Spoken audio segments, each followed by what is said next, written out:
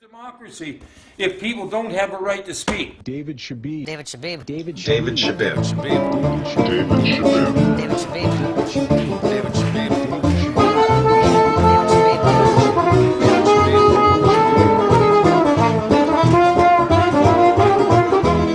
Not free here. And we need to get free here to deal with our present day world conditions. As the people, we have to get free. And then if it gets off the wall, it goes into hyperspace, and you just come up with insane propositions, and there's no way you can implement any of that. And so you're stuck with it the way it is, as I got it, as everybody else has got it, and we need the freedom to change. The law is not my friend. It's never been a good, I look at the laws and I just say, they're all restrictions, and you're demanding all these licenses for this and that, and you can build it better, but they won't let you unless you put up their criteria on it, and if you do it on your own without the permission, they'll come after you, force you to tear it down. There's just way too many controls. That's because there's no trust. There's no trust left. Now they made everybody a basket case, almost. Everybody's condition. And I watched Bean there last night, and I thought that was really fun. Fun show. I had a smile on all the way through. It's a funny thing. They were not being natural about what's really everybody knows. It's what everybody knows. You talk to anybody just about, and they'll tell you, yeah, we can't change it from within. We can't change it. We can't change it from without. We're stuck. We're locked out. It's just an ever increasing demand that humanity is making on the earth, and requiring more and more fuel for their survival, and it's such a waste. There's so much waste here where I live. It's crazy, the amount of waste. I can't deal with all the waste. We need to start looking after, and what's driving that is the more you waste, the more you make, and the more consumption that goes on. It's a crazy arena. The economics is way out of whack with the environment. It's ridiculous. It's not a good deal. It's a bad exchange, right? We're under this control, and that's what's blocking us, is because with that control, with that money comes ownership and comes possessions, and then it's security guards hanging on to those possessions, and you're forced through all this indebtedness, and it's a never ending. Everybody's struggling through it, and if you get to the top, I'm laughing at this. You go and make all the money, then you got to buy some place where you can hide out, so that people can't reach you, right? You got it when you're poor, and you're trying to get it when you're rich. You want that freedom to act without limitations, and there's only one way we're going to do that, is when we come to an understanding that we need to connect with people. But damn it, we just can't do it. It's near impossible. And so then I'm sitting here and contemplating, what would it take? What's it going to take to make people wake up to a collective acting independently, interdependently, to bring this planet back to a sensible condition?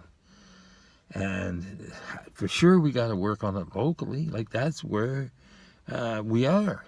So if locally, and talking about get actual, the laws which are governing us at this time within this locality that I'm in, and I say it's kind of funny, the government makes the law, and who makes the government, and how many governments are there, and we're depending on where you are, you got this government, that government, and they're all making the same rules differently, right? It's ridiculous.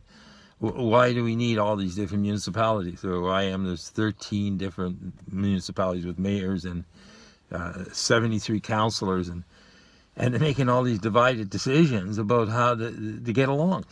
It seems so ridiculous. And I mean, but I haven't been able to change it. I ran in the 13 different municipalities for mayor, and I says, this is ridiculous. It's ridiculous. And then the funny part about it is you got the CRD, and they're another government that's more powerful than all the 13 governments. They got a bigger budget, $280 million, and they're not elected or anything. So you elect all these governments to make the laws, and they're making the rules. That's all the bylaws you got. And you say, Jesus, it's tough to wake people up. And then because it's a 24-hour-a-day wide awake state, like you're always onto it. You're always on the job. From that moment on, you're realizing that we're just one here. All together, we're just one. All together. Divided, we're billions. We're billions. And they're keeping us divided. That's what they're doing. It's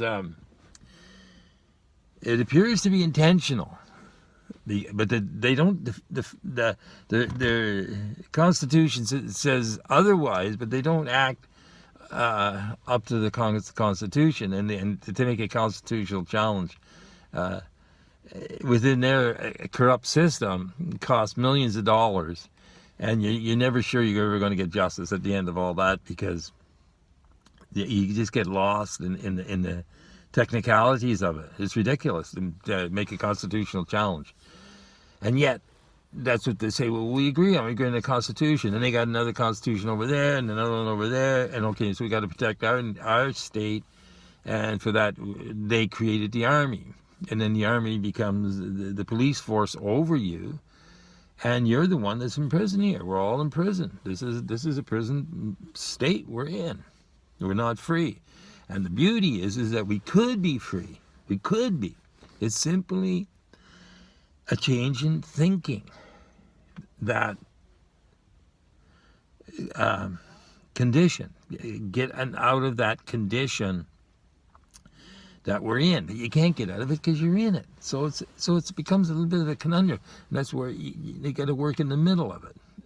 So you take the space from within it, and you say, yeah, we're still under all these insane laws. We're forced to go along with them unless we can. And you got to be God to make changes here, and that takes a lot of patience. It's tough. It is really tough, and I don't know what the answer is, but I'm working on it. Thank you. Judgment Day News, Victoria, Monday afternoon. Yeah.